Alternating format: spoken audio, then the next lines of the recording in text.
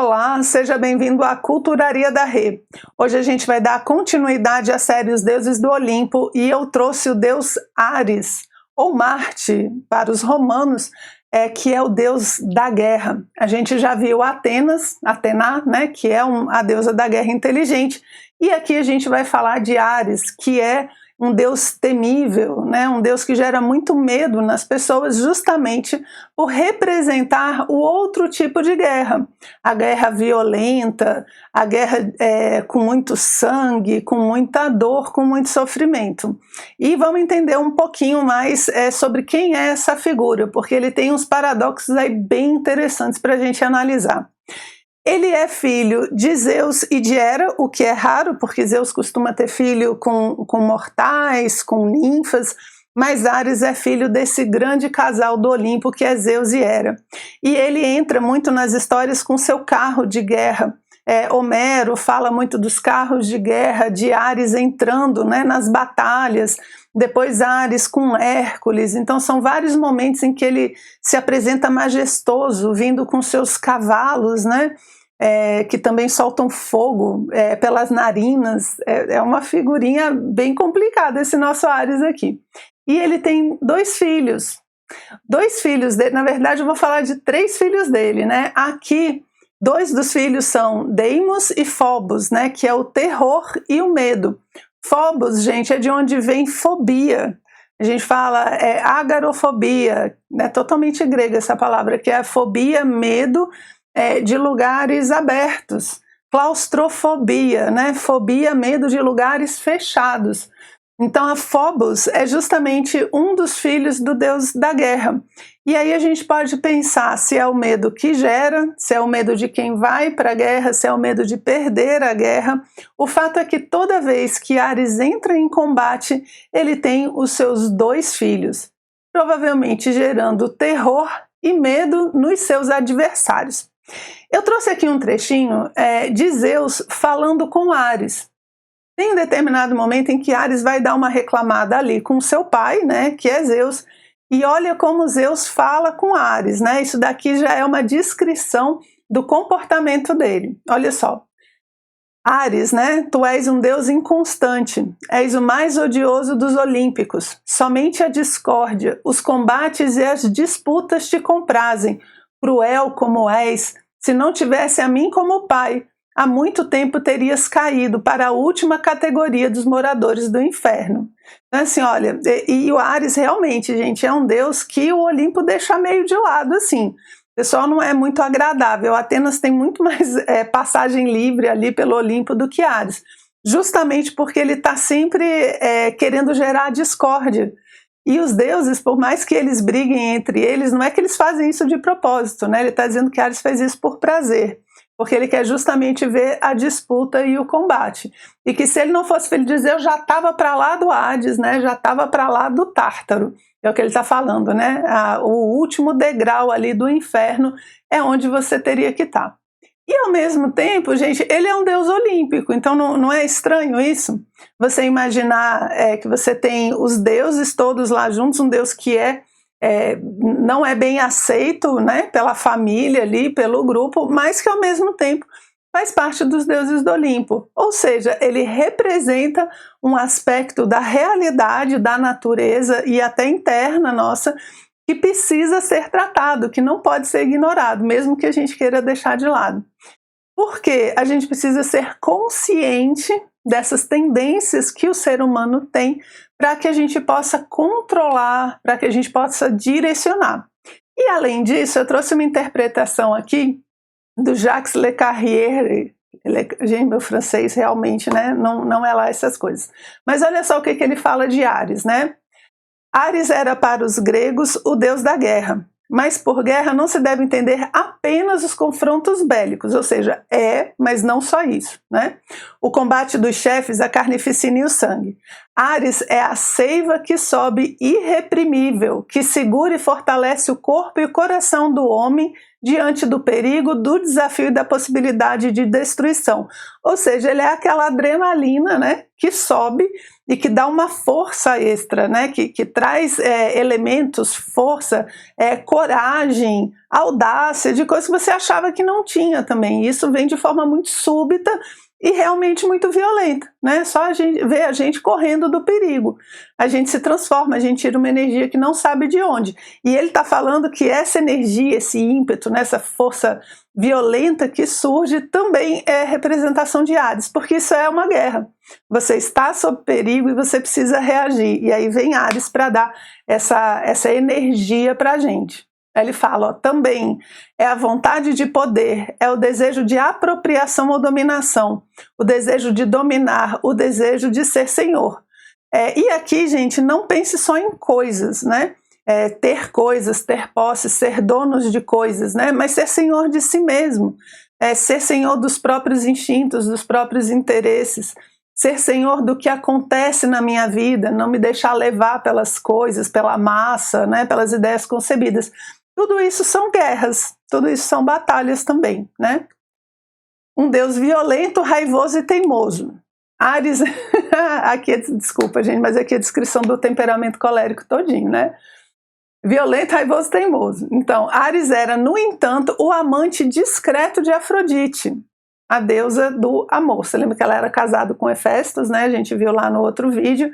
E ela é, então, amante de Áries, com quem teve uma filha, chamada Harmonia. Olha só, Harmonia, filha do amor e da guerra. Isso eu acho que dá o que pensar. E dá mesmo, né, gente? Eu falei para vocês dos dois filhos, né, que entram na guerra junto com ele, que é o terror e o medo, né? E aqui a gente tem a Harmonia, o deus da guerra junto com a deusa do amor, Afrodite, deusa Vênus. E os dois juntos, então, geram a harmonia. Gente, isso dá para pensar muita coisa e é muito legal. Por quê? Porque a harmonia, ela vem do combate.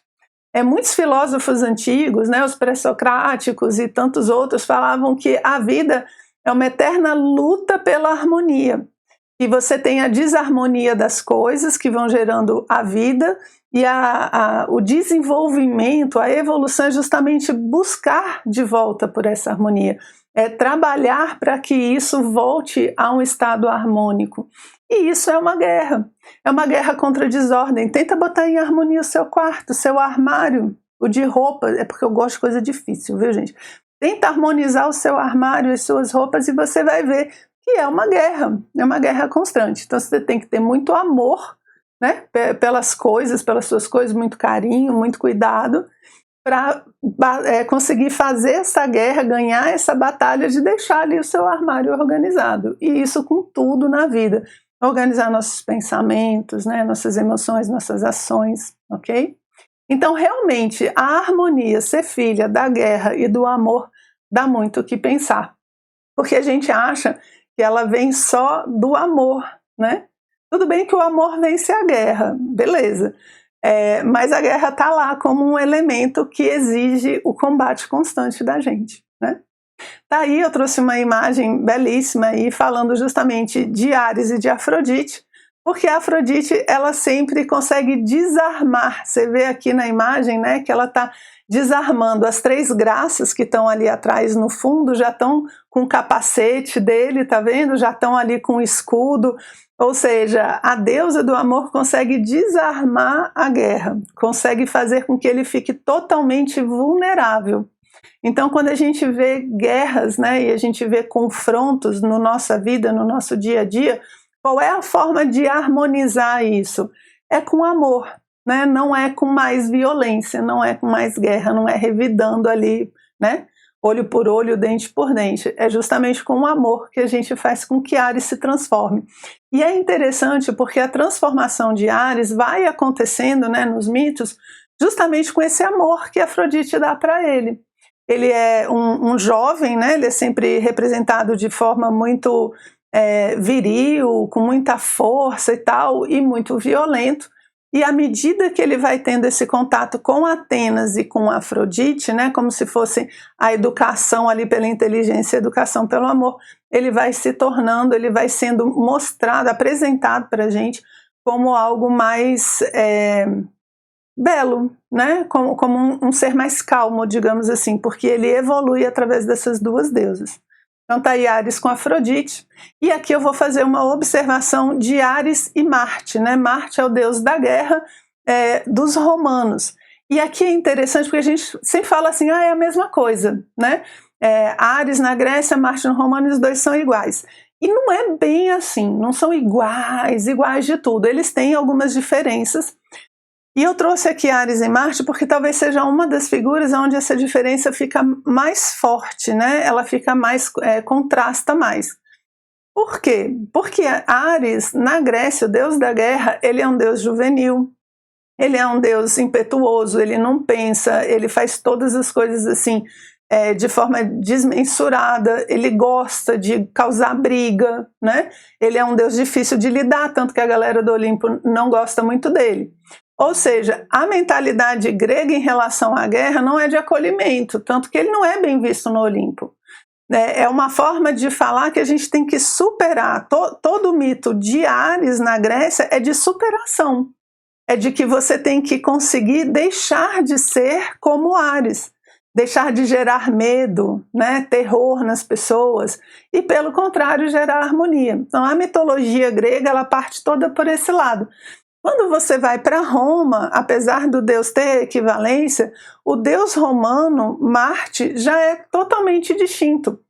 Porque ele não é essa guerra pessoal, individual, ele é a guerra estatal, é a guerra cidadã, ele está defendendo o Império Romano. Então ele é um deus altamente cultuado, ele não tem quem não goste de Marte. Por quê?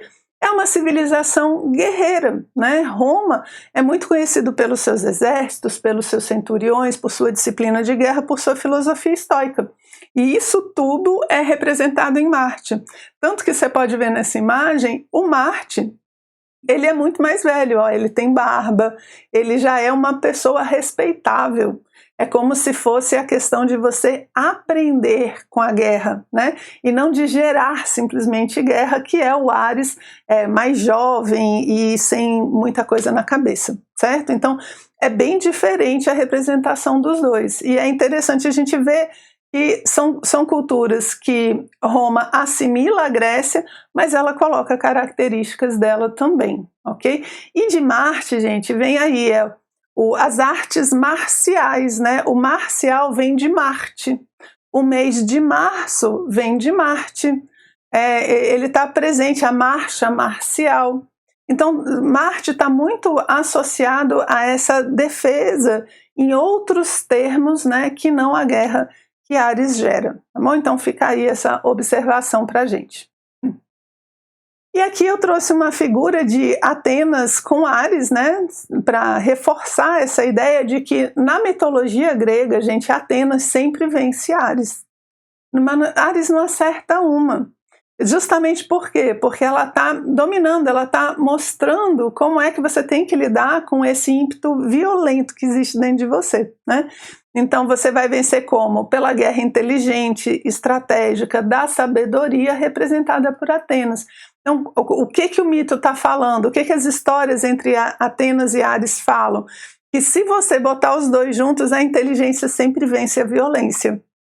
Por quê? Porque Atena sempre vai vencer Áries dentro dos seus combates, né? Aí eu trouxe aqui essa pintura maravilhosa, e essa aqui que eu particularmente, gente, eu acho ela muito, muito bonita, que a cena, né, é justamente Atenas, né, aqui o título do quadro fala Minerva, mas é essa figura central, né, que está tirando Áries, está vendo? Está afastando ele justamente para preservar, né, a prosperidade e a paz, que são essas duas moças que estão do lado, tá vendo? Então a paz tá mais iluminada aqui em cima, ela tem uma espécie de uma coroa, né, na paz, e a paz que gera prosperidade, que é essa moça que está do lado. E Atenas está justamente tirando a guerra violenta, né? Ela fala, não é a violência que vai trazer prosperidade, né? Olha só que mensagem muito bacana, e um quadro belíssimo, certo? E aqui a última história que eu trouxe é a do Areópago.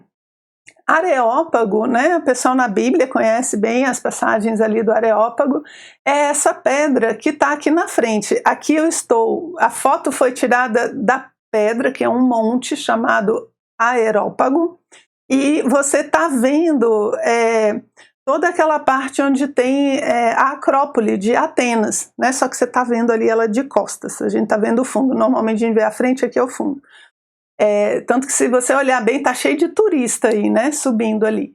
Então, o Areópago, ele é um monte, uma pedra, aonde foi feito o primeiro julgamento da cidade, enquanto ela nem tinha o nome de Atenas, né? A gente lá em Poseidon, a gente deu uma olhadinha no mito, né, de onde dá o nome para a cidade de Atenas. Então, antes ainda dela ter esse nome, de ter Atenas como padroeira, houve um assassinato. Ares, o deus da guerra, matou um dos filhos de Poseidon, que teria violentado uma das suas filhas, né? E ele é uma pessoa muito assim, ciumenta e protetora, certo? Então ele foi lá e matou o filho de Poseidon. E Poseidon falou que ele queria justiça, que não era assim, e que ele não podia sair matando o filho dos deuses, né? Assim, afinal de contas, todo mundo parente ali. E aí Zeus fala, não, então nós vamos fazer um grande julgamento. E aí esse julgamento foi feito justamente no Areópago, que é o local de Ares, né? O nome vem justamente em referência a esse julgamento que foi feito nesse lugar. E quem foi que presidiu? Quem foi que presidiu? Zeus? Não, Atenas, né? Porque é Atenas que sempre está vencendo Ares. E aí vem o que eles chamam do voto de Minerva também, né? Porque ela preside esses julgamentos, ok? Então tá aí o Areópago, uma das histórias do deus da guerra. E eu fecho então com esse pensamento aqui do professor Victor de Sales, bem interessante, que ele fala assim, ó: a história de Ares mostra o caminho em direção à civilização da violência pelo amor, sendo exatamente o que gera a harmonia. Então, o amor, né, você civiliza a violência, você direciona, você vence, né, você consegue pegar essa energia violenta e utilizar para a construção. Como? Através do amor, nunca por vingança, né, nunca pagando ali na mesma moeda. Então, por amor, a gente vence a violência e gera harmonia, que é a filha dos dois. Domar a própria violência e metamorfosear-se em sedutor da vida é o desafio sempre proposto ao homem. Okay? Então essa é a mensagem que eu queria deixar, né, desse deus da guerra tão violento, tão mal compreendido e mal aceito, né? A gente precisa trabalhar com ele e gerar harmonia na nossa vida. Gente, então é isso que eu tinha separado para vocês. Espero que vocês tenham gostado e a gente se vê no próximo encontro.